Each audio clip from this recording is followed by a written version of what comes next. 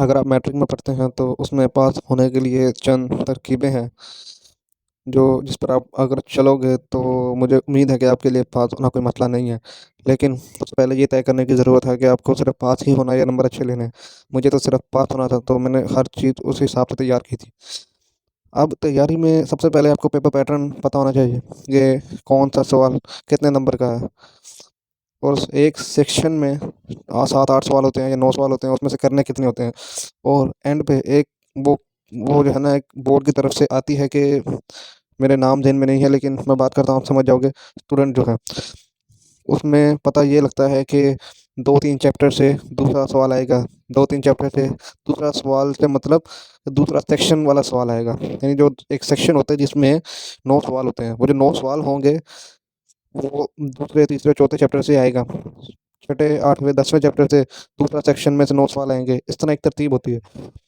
पहली चीज़, आपको paper pattern पता होना चाहिए कि नंबर एक एक सवाल के एक एक सेक्शन के कितने कितने हैं। दूसरा, आपको जो है ना वो अ, एक चीज़ को कहते हैं या सिलेबस कहते हैं कि उसमें पता लग ये लगता है कि कितने चैप्टर मिला के एक सेक्शन का सवाल आएगा, कितने चैप्टर मिला के लॉन्ग का एक सवाल आएगा, कितने चैप्टर मिला के एमसीक्यूज। एमसीक्यू तो ओवरऑल पूरा बुक के होते हैं, ये क्वेश्चन आंसर में ये चीज़ें पता लगती हैं जो मैंने आपको बताई हैं। इसमें तीसरी चीज़ ये कि तीसरा, आपने पास पेपर लेना है स्कॉलर का ले लें। A+ का मैं जो है ना, मुझे अच्छा नहीं लगता था। आप लेकर चेक कर सकते हैं, आप वहीं पर जहाँ पर लेने जाएंगे आप वहीं से आप चेक कर सकते हैं। लेकिन अगर जो मेरी अपनी तरकीब है जिससे मैंने पास किया, उसमें मैंने स्कॉलर से पढ़ा। वो बड़ी अच्छी तरतीब है और बड़ा अच्छा उन्होंने बनाया हुआ है स्कॉलर। उसमें आपने एमसीक्यूज और शॉर्ट क्वेश्चन, इन दो को टारगेट करना।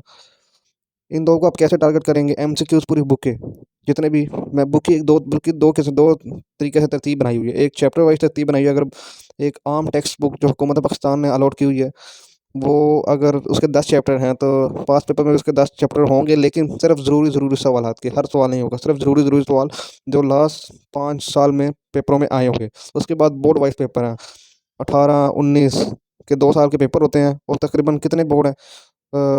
8-10 मेरे ख्याल से बोर्ड हैं, उनके फर्स्ट टाइम और सेकंड टाइम के पेपर होते हैं। तो आपने एमसीक्यू और शॉर्ट क्वेश्चन ये सब तैयार करने हैं ऐसे। आपने एमसीक्यू, अब आप परेशान हो रहे होंगे कि इतने सारा कैसे करेंगे।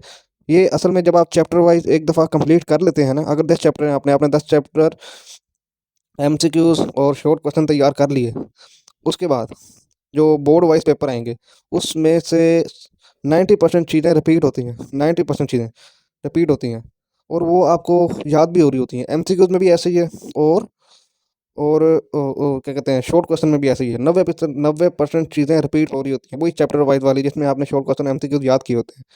और आगे बोर्ड वाइज जब आप करेंगे, 8-10 बोर्ड जो है ना, उनके फर्स्ट टाइम और सेकंड टाइम के पेपर आप जब उनको याद करेंगे तो 90% चीज़ें रिपीट होंगी। और ये बहुत थोड़े टाइम में आपको बहुत ज़बरदस्त आपकी तैयारी हो जाएगी। और जो है ना, आपको एक एक एमसीक्यूज का आपको पता होगा, क्योंकि वो सारे एमसीक्यूज पास पेपर से लिए जाते हैं, इसलिए ऐसा चांस है नहीं कि आप फेल हो जाओ। क्योंकि जो इम्पोर्टेंट इम्पोर्टेंट जितना भी होता है वो सब उसमें डाटा शामिल होता है। तो इस तरह जो है ना, आप कम तैयारी में, कम मेहनत में जो है ना, पास मैट्रिक कर सकते हैं। और यही चीज़ इंटर में भी अप्लाई होती है। एफए की बात कर रहा हूँ, उसके अलावा मुझे एफएससी या आईकॉम या वो एक आईसीएस होता है उसका नहीं मालूम। एफए में भी ये चीज़ अप्लाई हो सकती है और मैट्रिक में भी। मैं तो यही चीज़ें करके पास हुआ हूँ। Thank you.